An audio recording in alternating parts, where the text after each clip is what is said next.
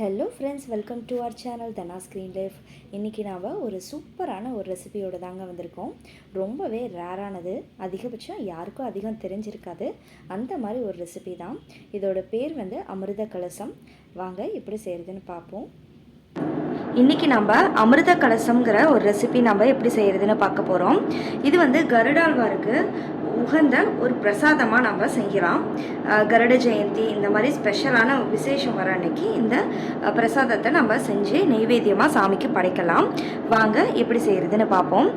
First 3/4 cup அளவுக்கு, இந்த கப்பில் 3/4 கப் அளவுக்கு பாசிப்பருப்பை நம்ம ஊற வச்சுருக்கோம். குறைஞ்சது 1 மணி நேரமாவது ஊற வைக்கணும். ஊற வச்சு எடுத்தாச்சு. இதை ஒரு மிக்சி ஜாரில் சேர்த்துடலாம்.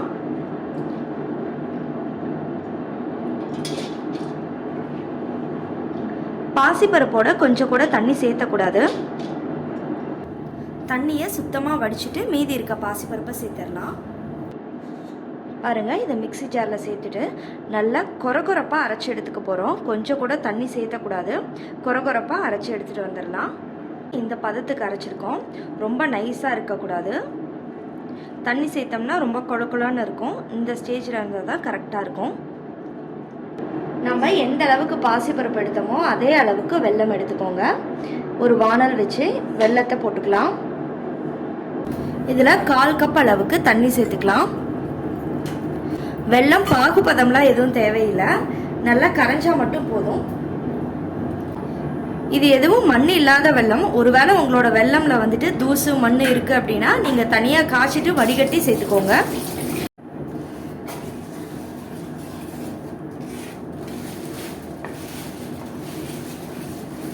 ஒரு பிஞ்ச் அளவுக்கு உப்பு சேர்த்துக்கோங்க. வெல்லம் கரைஞ்சதும் 1/4 ஸ்பூன் அளவுக்கு ஏலக்காய் தூள் சேர்த்துங்க. சேர்த்துட்டு நம்ம அரைச்சி வச்சிருக்க இந்த பாசிப்பருப்பு மாவை நம்ம இதோட சேர்த்துக்கலாம்.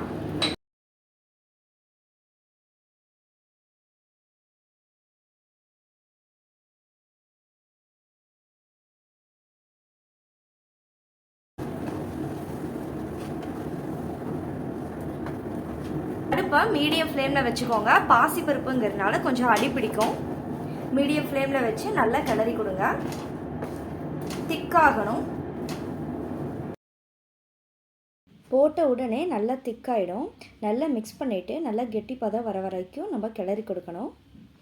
அடி பிடிக்காமல் பார்த்துக்கோங்க. நல்லா மீடியம் ஃப்ளேம்லேயே வச்சு கிளறி கொடுங்க. இந்த மாதிரி 5 நிமிஷம் கிளறி கொடுத்தீங்க அப்படின்னா இந்த அளவுக்கு திக்காக கிடைக்கும். இந்த ஸ்டேஜில் நம்ம 1/2 கப் அளவுக்கு தேங்காய் துருவல் சேர்த்துக்கலாம்.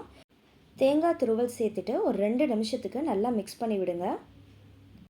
தேங்காயில் இருக்க ஈரப்பதம்லாம் போயிட்டு நல்லா ட்ரை ஆகணும். அந்த அளவுக்கு நம்ம மிக்ஸ் பண்ணி விடணும். அப்போ தான் சீக்கிரம் கெட்டு போகாமல் இருக்கும்.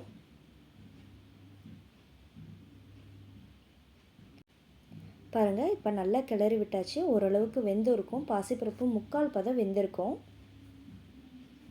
ஃபுல்லாக வேகணும்னு இல்லை. இந்த அளவுக்கு திக்காக ரெடி ஆனதும் லாஸ்ட்டாக 1 ஸ்பூன் அளவுக்கு நெய் சேர்த்துக்கோங்க. பாத்திரத்தில் ஒட்டாமல் வரும். அதுக்காக நெய் சேர்த்துட்டு நம்ம கிளறி கொடுத்து நம்ம ஸ்டவ்வை ஆஃப் பண்ணிடலாம். நெய் சேர்த்த உடனே நல்லா நெய் உருகிட்டு பாத்திரத்தில் ஒட்டாமல் இந்த பாசிப்பருப்பு தனியாக திரண்டு வருங்க. அதுக்காக தான் நெய் சேர்த்துறோம். அதோட வாசனையும் ரொம்ப நல்லாயிருக்கும். ஒரு ஸ்பூன் அளவுக்கு நெய் சேர்த்தாவே போதும். பாருங்கள், இப்போ ரெடி ஆகிடுச்சு. ஸ்டவ் ஆஃப் பண்ணிடலாம். ஆஃப் பண்ணிவிட்டு இதை அப்படியே க்ளோஸ் பண்ணி ஒரு 5 நிமிஷத்துக்கு ஆற விட்டுறலாம். நல்லா ஆறட்டும். ஆறின பிறகு ஓப்பன் பண்ணி நம்ம எப்படி இருக்குன்னு பார்ப்போம். நல்லா திக்காக கெட்டியாக கையில் ஒட்டாமல் வருங்க ஆறின பிறகு. இதை நம்ம சின்ன சின்னதாக உருண்டை பிடிச்சி கலசம் மாதிரி ஒரு ஷேப்புக்கு கொண்டு வரணும். நீங்கள் இந்த ஷேப்பில் தான் செய்யணும்னு இல்லை, அமிர்த கலசம் இந்த ஷேப்பில் தான் இருக்கும். அதனால் நம்ம இந்த ஷேப்பில் செய்கிறோம். நீங்கள் கொழுக்கட்டையாகவும் பிடிக்கலாம், இல்லை பிள்ளையார் பிடிக்கிற மாதிரி இந்த மாதிரி சின்னதாக வச்சு அப்படியேவும் வேக வைக்கலாம். நாம் இந்த அமிர்த கலசம் எப்படி செய்கிறதுங்கிறது பார்ப்போம். இந்த கலசம் செய்கிறதுக்கு பிள்ளையார் மாதிரி எடுத்துகிட்டு நடுவில் கழுத்து மாதிரி ஒரு சின்னதாக ஒரு பெண்டு கொடுக்கணும். மேலே லைட்டாக ஒரு ஓட்டை மாதிரி அழுத்தி கொடுத்தீங்க அப்படின்னா, பல்ல மாதிரி அழுத்தி கொடுத்தீங்க அப்படின்னா இந்த ஷேப் வந்துடுங்க. பாருங்கள், கலசம் மாதிரியே இந்த அளவுக்கு அழகாக ஷேப் வந்திருக்குன்னு. அவ்வளோதாங்க. ரொம்பவே ஈஸியாக செஞ்சிடலாம். ரொம்ப பர்ஃபெக்ஷன்லாம் எதிர்பார்க்க தேவையில்லை. இந்தளவுக்கு இருந்தாவே போதும்.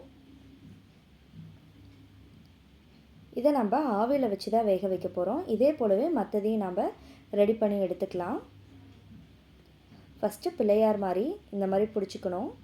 அடுத்தது பானை ஷேப்புக்கு நடுவில் ஒரு கழுத்து போல் பெண்டு கொடுக்கணும். மேலே சின்னதாக ஒரு பள்ளம். அவ்வளோதாங்க, அமிர்த கலசம் அழகாக ரெடி ஆகிடுச்சு. இதே மாதிரியே இருக்க எல்லாத்தையும் நம்ம ரெடி பண்ணிடலாம்.